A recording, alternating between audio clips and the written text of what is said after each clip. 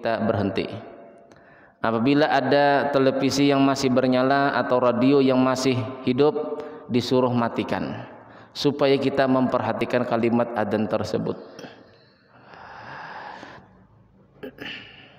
Di dalam kitab Bughyatul Mustarsyidin, di antara yang bisa membawa seseorang tuh su'ul khatimah, yaitu berkata-kata di saat orang azan, ngobrol di saat orang azan, apalagi memang melakukan sesuatu yang supaya jangan sampai mendengar azan. Nah, ngobrol saja ngobrol di saat orang azan itu kata ulama-ulama kita bisa membawa kepada su'ul khatimah, mati tidak bisa beriman. Kalau mati dalam keadaan beriman masih ada harapan masuk surga, tapi kalau sudah su'ul khatimah, mati dalam keadaan kekafiran, maka khuludu finnar, itu akan kekal di dalam api neraka. Na'udzubillah min dzalik. Innamal mu'minuna alladzina idza dzukirallahu wajilat qulubuhum. Tanda seseorang itu beriman sempurna, yang pertama mendengar kalimat Allah itu wajilat qulubuhum, ada rasa takut di dalam hati, apalagi sampai menangis. Wa idza tuliyat alaihim ayatuhu zadatuhum imana. Yang kedua kata Allah Subhanahu wa taala, apabila dibacakan ayat-ayat Al-Qur'an, zadathum imana, bertambah keyakinan mereka, bertambah keimanan mereka. Wa ala rabbihim yatawakkalun, dan kepada Tuhan mereka lah mereka bertawakal. Jadi hidup kita bisa terarah kata Rasulullah apabila dengan dua perkara, perkara diam dengan perkara yang bertutur. Perkara yang diam yaitu kematian, perkara yang bertutur yaitu Al-Quran. Imam Ghazali rahimahullahu ta'ala mengatakan lagi, walil arifi fi dzikril mauti faidatani, ahaduhuma an-nafratu 'anid dunya wal ukhra asyauqu ilal akhirah. Bagi orang yang arif billah, orang yang menjalani jalan tauhid, sudah syariat sudah dikerjakan, kemudian amalan-amalan tauhid mulai dijalankan. Nah, orang yang betul-betul berpegang kepada tauhid, kepada syariat Rasulullah, kata Imam Ghazali, dan bagi orang yang arif yang lagi salik, pada menyebut mati itu ada dua faedah. Menurut mereka, menurut orang-orang yang sudah menjalani jalan tauhid, mengingat mati itu ada faidahnya. Yang pertama, lari hati kita daripada suka kepada dunia.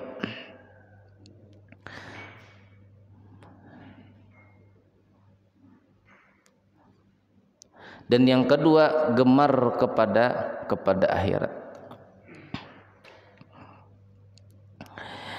Dan kata Imam Ghazali lagi rahimahullahu taala, i'lam annal arifal kamila al-mustahtiru bidzikrillahi ta'ala mustaghnin an dzikril mauti, bal haluhu al-fana fi tauhid, la iltifata lahu ila ma madin wala mustaqbalin wala ila halin min haitsu annahu halun bal huwa banu waqtihi. Ketahuilah olehmu bahwasanya orang yang arif billah, yang kamil, maksudnya insanul kamil kata Imam Ghazali, yang melazimkan dengan dzikrullahi ta'ala, insanul kamil, manusia yang sempurna. Manusia yang sempurna ini itu dua tahap. Ma'budullah ka'annaka tarah fa illam takun tarah fa innahu yaraka. Beribadahlah kamu seakan-akan melihat Allah, kalau tidak bisa kata Rasulullah, seakan-akan kamu itu selalu dilihat Allah Subhanahu wa taala. Itu secara globalnya, secara keseluruhannya, insanul kamil yaitu adalah manusia yang seakan-akan dilihat Allah, seakan-akan melihat Allah, dan yang kedua seakan-akan dilihat Allah. Nah, orang yang seperti ini kata Imam Ghazali, yang selalu zikrullah, berzikir. Mereka itu terkaya. Arti terkaya ini tidak berhajat daripada menyebut akan mati. Orang yang sudah sampai makomnya nih lah.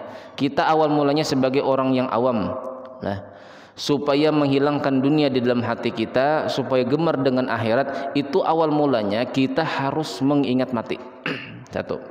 Bila sudah sifat kecintaan dunia kita semakin berkurang, gemar kepada akhirat, bertambah amal kepada akhirat, sudah mulai semangat.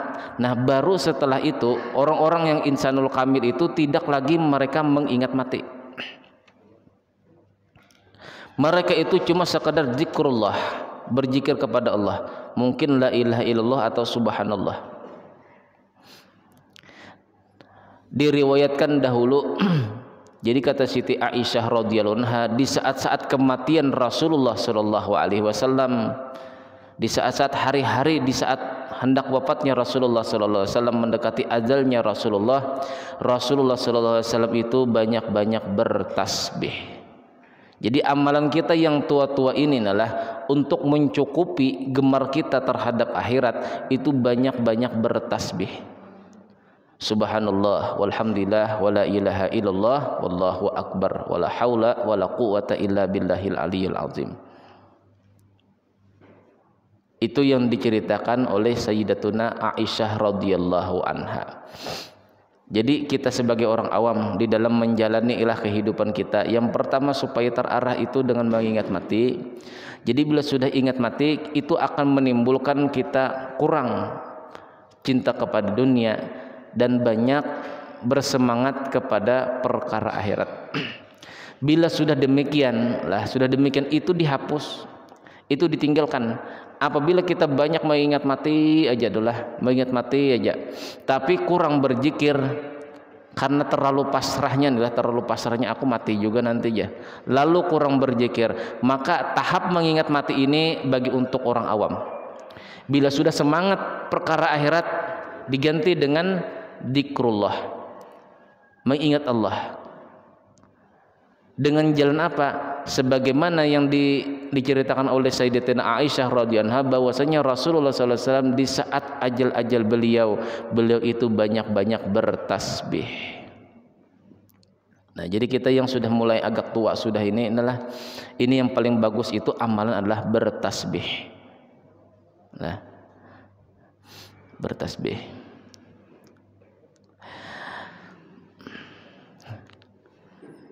Jadi insanul kamil yang melazimkan dengan zikrullah ta'ala, yaitu terkaya tidak berhajat lagi daripada menyebut akan mati, tetapi halnya itu fana di dalam tauhid.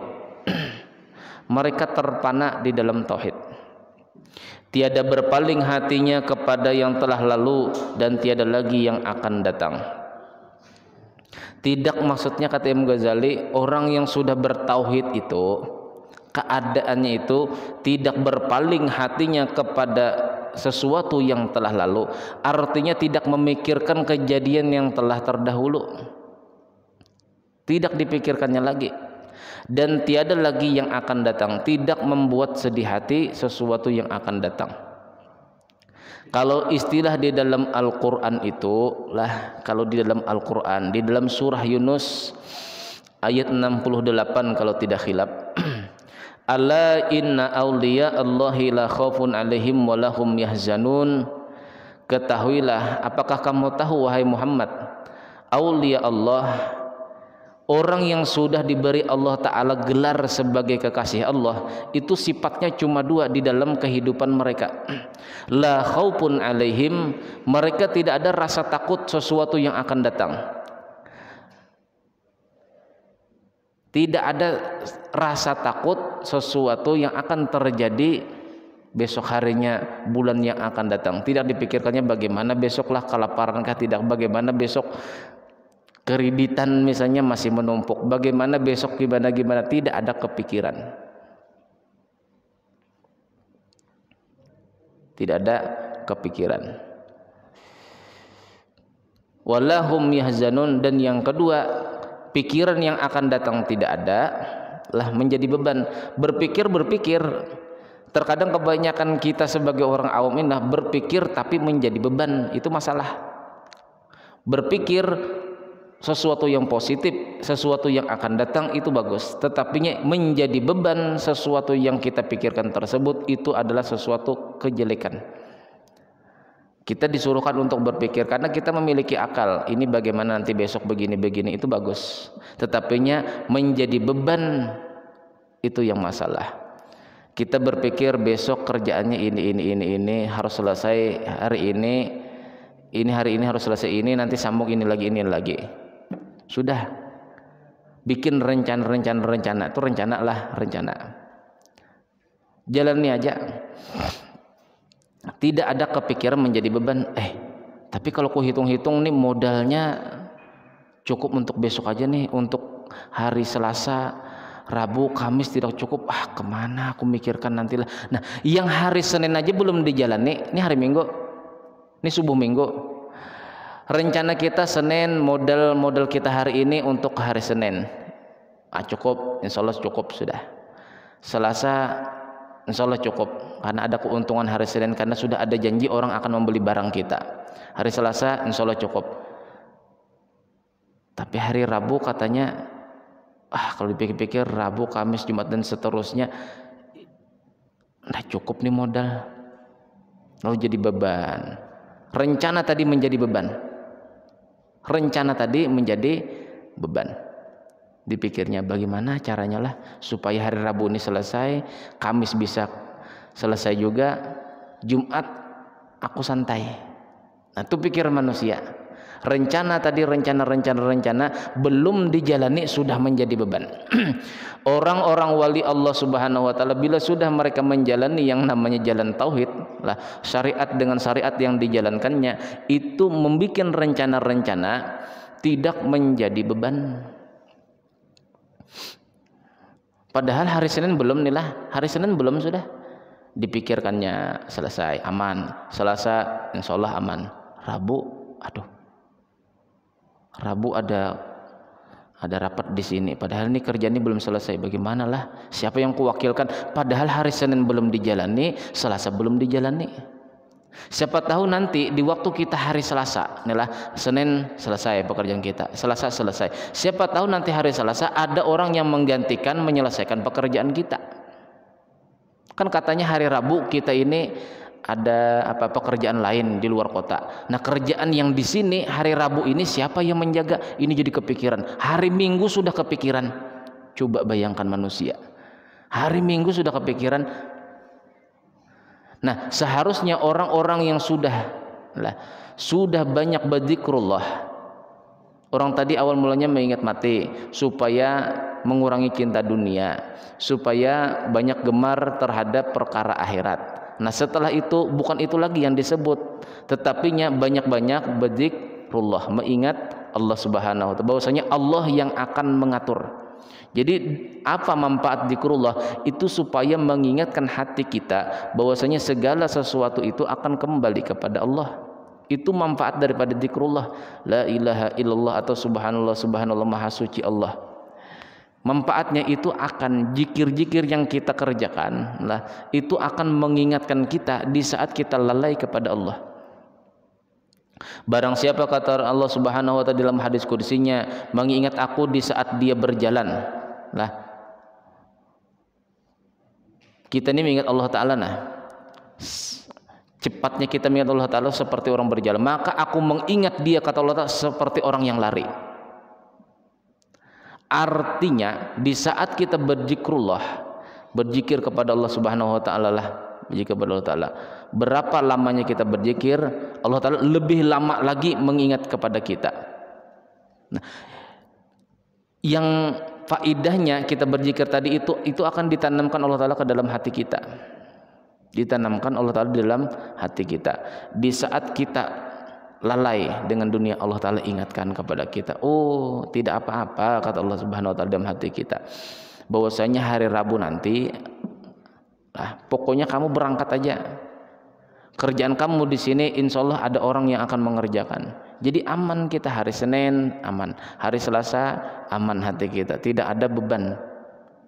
Ini belum menjalani hari Senin, Selasa, hari Minggu ini sudah kepikiran ke Rabu. Coba bayangkan. Jadi wali-wali Allah Ta'ala, orang-orang yang mendapatkan gelar di sisi Allah sebagai kekasih Allah, itu la khaufun, mereka tidak ada rasa takut sesuatu yang akan datang terjadi. Kenapa? Karena kita belum menjalani. Silahkan kita berencana, tetapi rencana tadi yang belum kita jalani jangan sampai menjadi beban.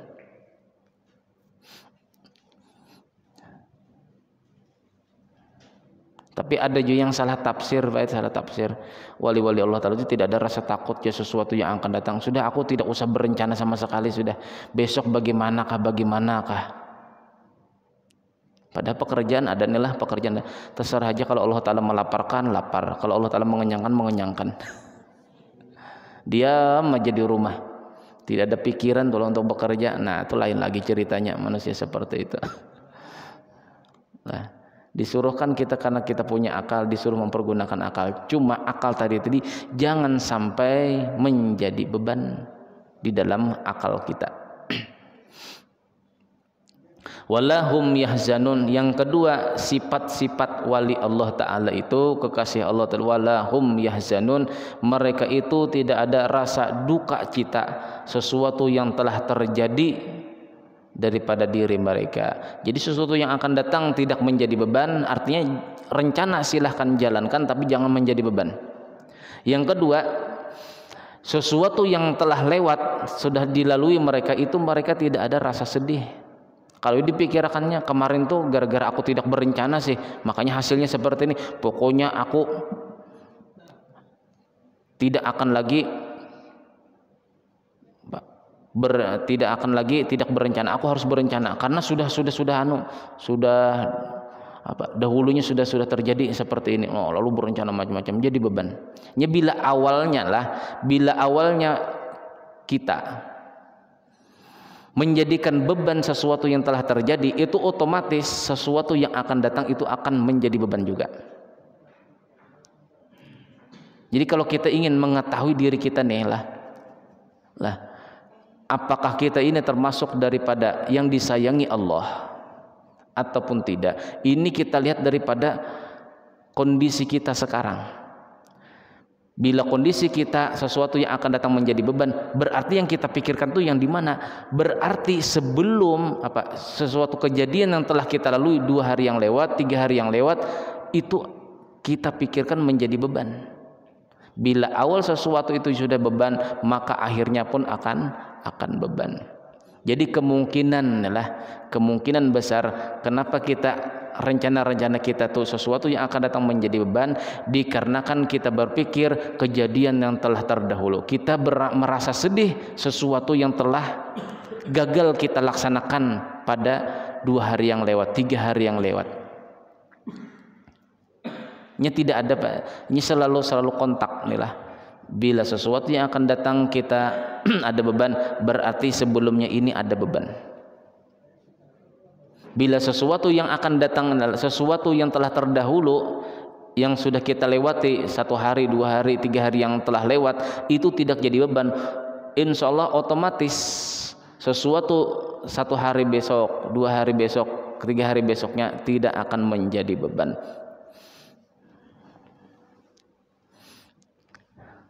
Walahum yahzanun, mereka itu tidak ada rasa duka cita. Terjadi ya sudah, gitu maksudnya. Terjadi aja sudah. Tidak bisa juga diganti. Kalau misalnya kita diputar, waktu kita ini mundur lagi. Bahkan ada lagu, andaikan waktu bisa kuputar kembali. Andaikan itu ada lagu perempuan andaikan waktu bisa kuputar kembali, ku akan bersama kamu. Itu lagu-lagu tuh seakan-akan kita didustainya. Bagaimana juga pun andai itu tidak akan Kalau bahasa Banjarnya jaka seandainya. Jaka tarub itu sudah meninggal, sudah tidak usah lagi pakai kalimat jaka-jaka. Jaka seandainya aja. Jaka tarub aja sudah meninggal. Jaka sambung sudah meninggal juga, apalagi kalimat jaka-jaka dipakai. Itu bahasa Banjar, jaka. Jaka tahu ikam ya. Jaka tahu. Jaka itu bahasa Banjar, kalau bahasa Indonesianya seandainya.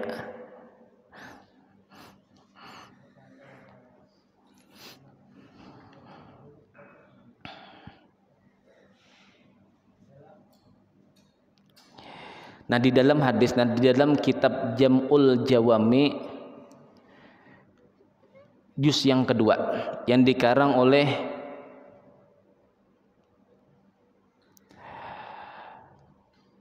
Abdurrahman Jalaluddin As-Suyuti, di dalam kitab Jam'ul Jawami juz yang kedua yang dikarang oleh Abdurrahman Jalaluddin As-Suyuti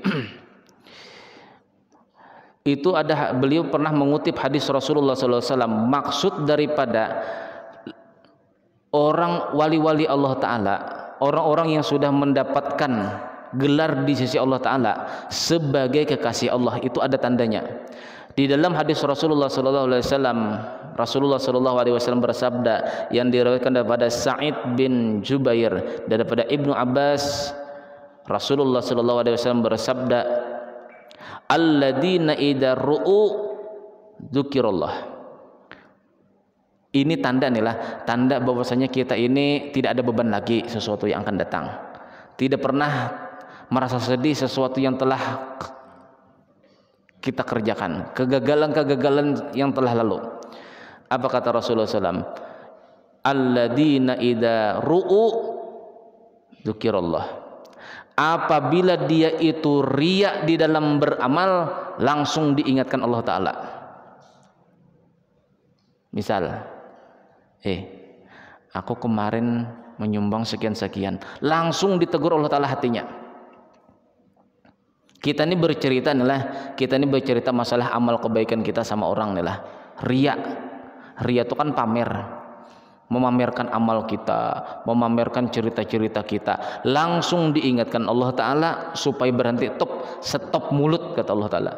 Diingatkan di hati kita.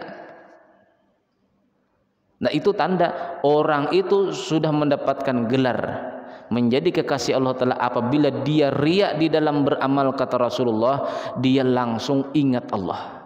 Astagfirullahaladzim, kenapa aku mengatakan begini padahal ini tidak boleh riya.